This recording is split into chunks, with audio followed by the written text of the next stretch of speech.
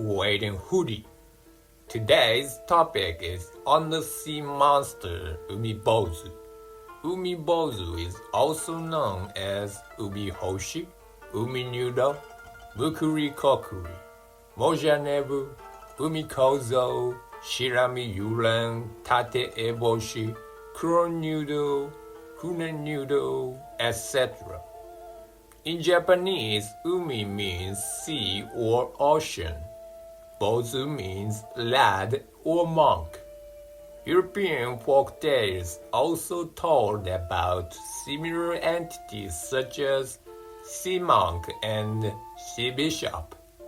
Umibozu appears in the ocean mostly at night time and is believed to be a black-skinned head giant, suddenly arising from water to destroy a ship. It is also believed to be identical to Hunayure, but maybe I'm talking on that some other time. Old report of Umibozu's site at Kaizuku, Osaka Prefecture dated back to late 18th centuries. Moreover, in April 1971, over 50 years ago, allegedly some fishermen witnessed a grayish wrinkled-skinned monster at Ojika, Miyagi Prefecture. In Tohoku region, there has been old tradition among fishermen offering their first catch to sea god. Otherwise, they believe Umibozu shows up to demolish all the ships and kidnaps fishermen. At Shiriyazaki, Aomori Prefecture, they believe those who get to be prey for shark turn into sea monsters. For the precaution from its attacking, they flush the water dissolved with miso into sea. At Kamogun, Shizuoka Prefecture, it is described as a hairy lad pulling the fishing line to grin to you for nothing.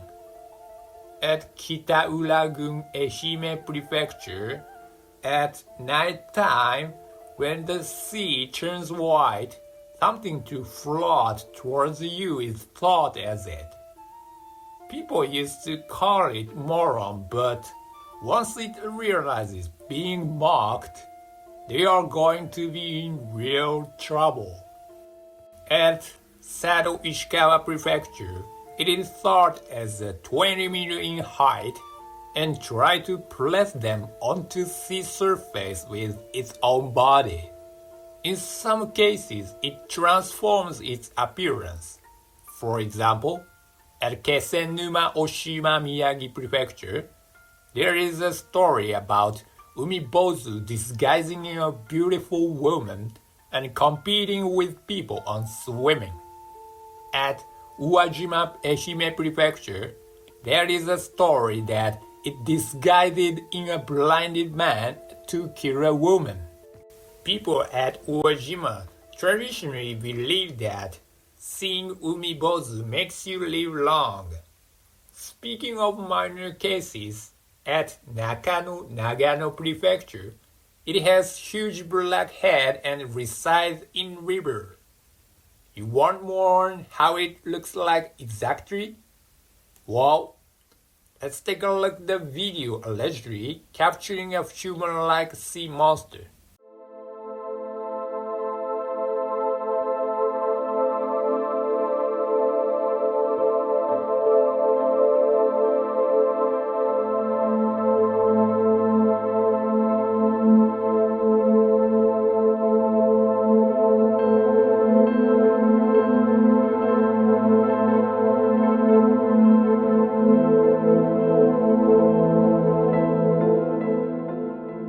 Japanese centuries ago maybe saw this figure too.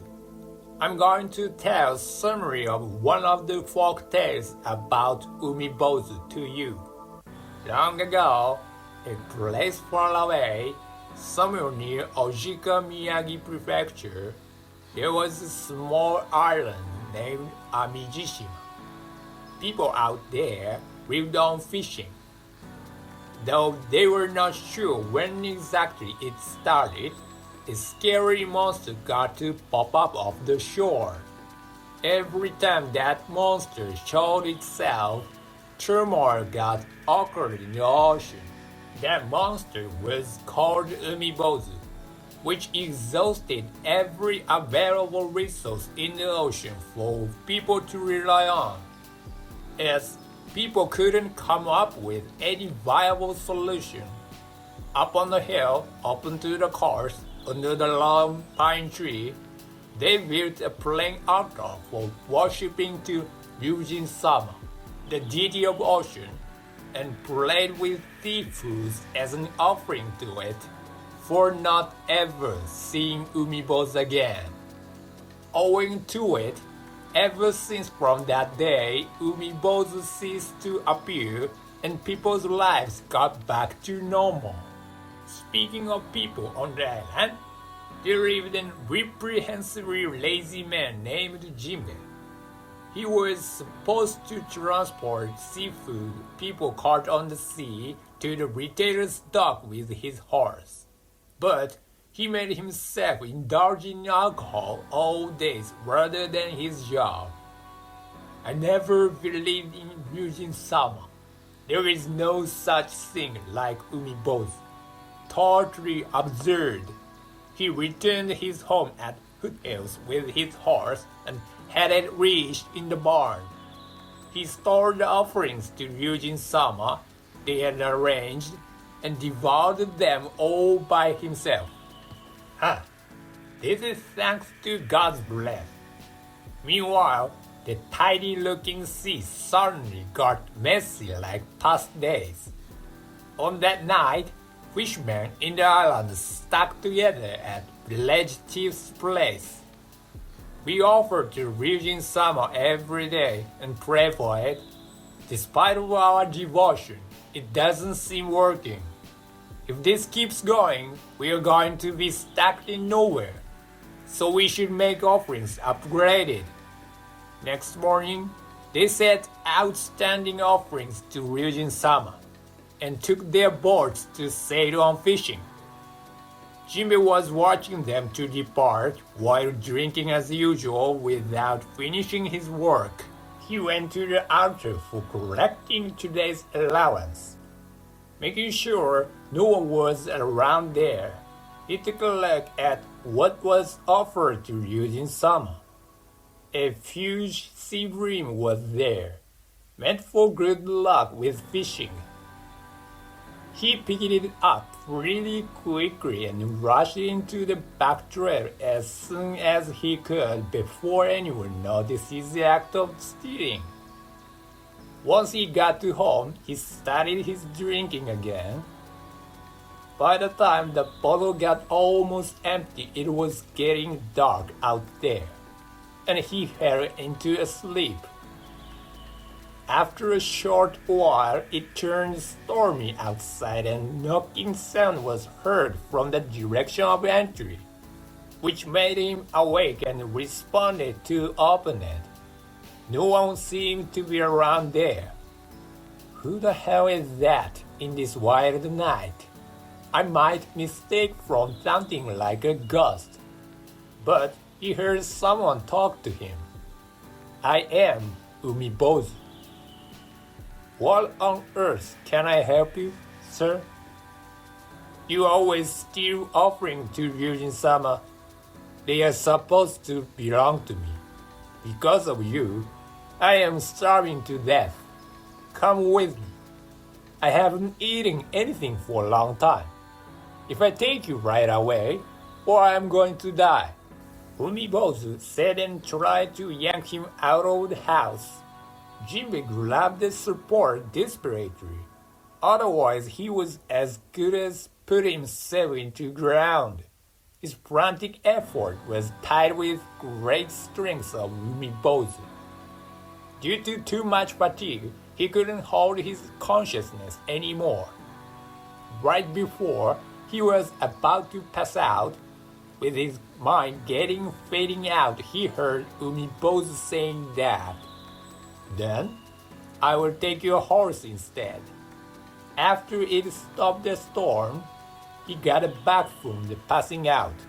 He remembered what Umibozu said to him and got petrified to find out his horse was missing.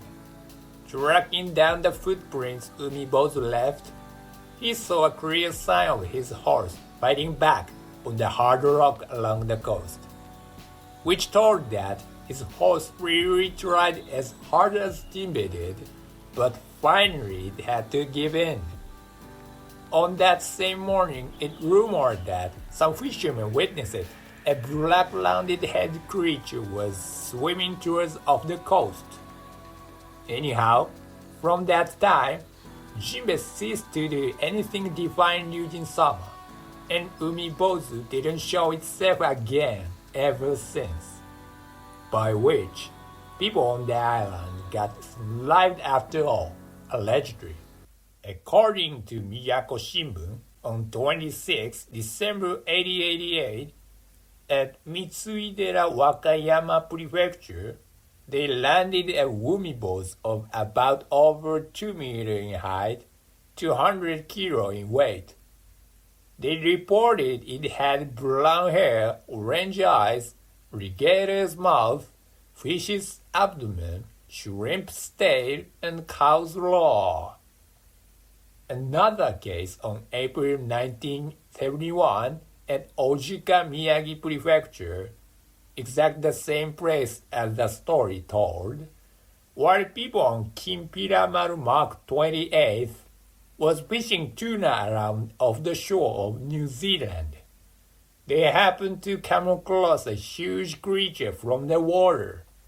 It had grayish-brown skin, a lot of wrinkles on the body, 15 centimeters of eyes in diameter, squished nose, and half of the body was sunk in the water.